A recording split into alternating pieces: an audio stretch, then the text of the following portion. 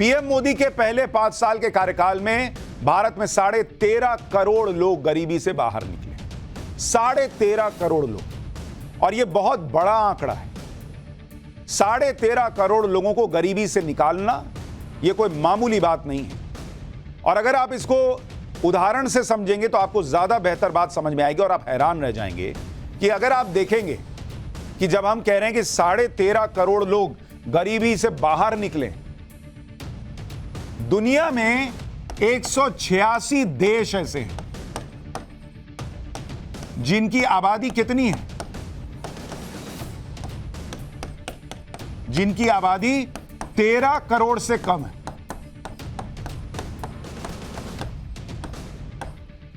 जिनकी आबादी मतलब 186 देशों में, एक एक देश में जितनी आबादी नहीं है, दुनिया के 186 देशों में जितनी आबादी नहीं है, उन देशों की आबादी से ज्यादा लोगों ने भारत ने उससे ज्यादा लोगों को गरीबी रेखा से ऊपर खींचा है। 13.5 करोड़ लोग, मतलब किसी देश से ज्यादा आबादी को गरीबी रेखा से ऊपर ले आया गया है।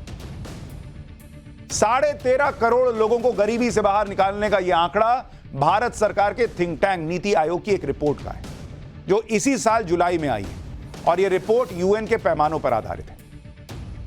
यूनाइटेड नेशंस के मल्टी डायमेंशनल पॉवर्टी इंडेक्स यानी एमपीआई के आधार पर यह रिपोर्ट तैयार हुई, जिसमें कुपोषण, शिक्षा, स्वच्छता जैसे 12 पैरामीटर पर देखकर यह पता लगाया गया कि कितने लोग गरीबी से बाहर आ गए। इस रिपोर्ट में बताया गया है कि भारत में गरीबी रेखा से नीचे रहने वाली आबादी 2015-16 में 25%, जो अब घटकर 2019-20 में 15% रह गई। नीति आयोग की रिपोर्ट के मुताबिक हर जगह गरीबी कम हुई है। अगर आप देखेंगे कि नीति आयोग की रिपोर्ट क्या कहती है, गरीबी कम हुई इस रिपोर्ट के मुताबिक, कहां कितनी कम हुई जरा देखिए। गांव में, ग्रामीण इलाके में 32.59 32.59% से घटकर गरीबी कितनी रह गई? 19.29%, यानी करीब 19%। 13% आबादी गरीबी जो है वो गांव में घटी। सबसे ज्यादा कहां घटी? उत्तर प्रदेश में।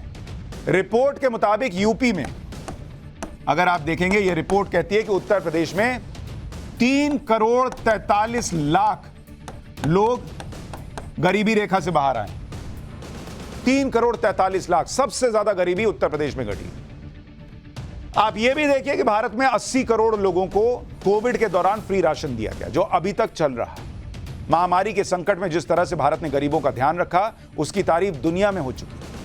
वर्ल्ड बैंक, आईएमएफ, यूएन सब भारत की तारीफ कर चुके हैं। और ये तारीफ ऐसे ही नहीं है, उनका कोई फायदा नहीं है भाई, वो जो काम देखते हैं उसके हिसाब से तारीफ करते हैं। एक तरफ पीएम मोदी देश से गरीबी कम कर रहे हैं, दूसरी तरफ वो अर्थव्यवस्था को भी मजबूत बनाने में जुटे हुए हैं, भारत की करेंसी को मजबूत बनाने में जुटे हुए हैं।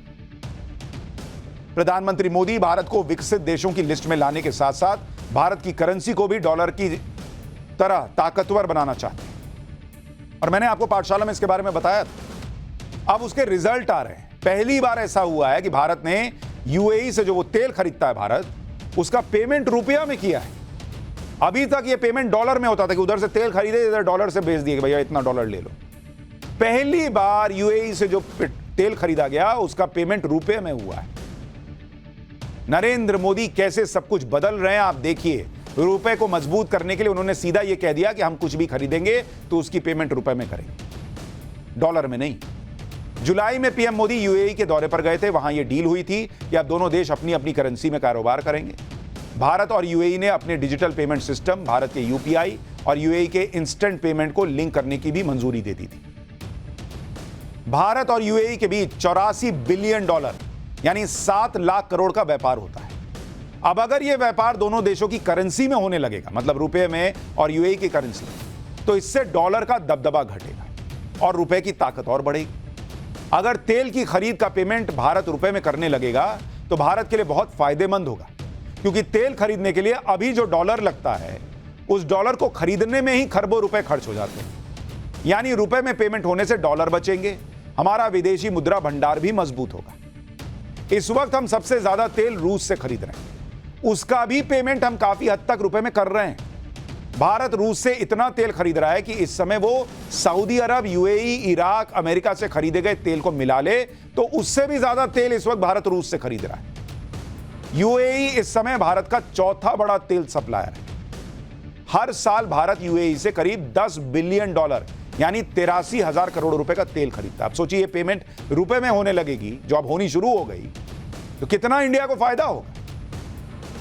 पीएम मोदी रुपए को डॉलर की तरह ताकतवर बनाने के लिए कई देशों के साथ इस तरह का समझौता कर रहे हैं, जैसे यूएई के साथ कर लिया। इसके अलावा अगर आप देखेंगे रुपए को मजबूत बनाने के लिए किस किस देश से डील हुई है, 18 देशों से डील हुई है कि भैया हम लोग एक काम करते हैं, डॉलर को हटाओ यार बीच से, इसको हटाओ, तुम रुपया ले लो, हम तुम्हारी करेंसी ले लेंगे। ऐसा 18 देशों के साथ भारत डील कर रहा है। तो आप सोचिए कितनी बड़ी बात है। और ये एक दिन में नहीं हुआ है, इसमें कई कंट्रीज हैं, श्रीलंका है, सिंगापुर है, कई जगह यूपीआई चलने लग गया, अपना अपना लेके जाइए, यूपीआई से पेमेंट कर दीजिए। अरे बॉस, ये अलग लेवल पे इंडिया जा रहा है। नहीं तो जो लोग कहते थे अरे डॉलर देखो, रुपया देखो, डॉलर देखो, रुपया देखो, देखो रुपया कहां है भाई। लोग भाई रुपए में लोगों को विश्वास है, भारतीय अर्थव्यवस्था में लोगों को विश्वास है, तभी ना कोई रुपए से पेमेंट लेगा। कोई क्यों लेगा आपका पेमेंट भाई? आपके रुपए की कोई हैसियत नहीं रहेगी, कोई कह लेगा पैसा। डॉलर इसलिए लेते हैं कि भाई डॉलर की मान्यता है कि भाई डॉलर जो है वो इतना नहीं गिरेगा कि आपको नुकसान हो। वैसा ही विश्वास रुपए में लोगों को लग रहा होगा, इंडिया में लोगों को लग रहा है, तभी ना पेमेंट ले रहे हैं। ये है नया इंडिया। और ऐसे ऐसे काम नरेंद्र मोदी करके दिखा रहे हैं जो किसी ने नहीं किया।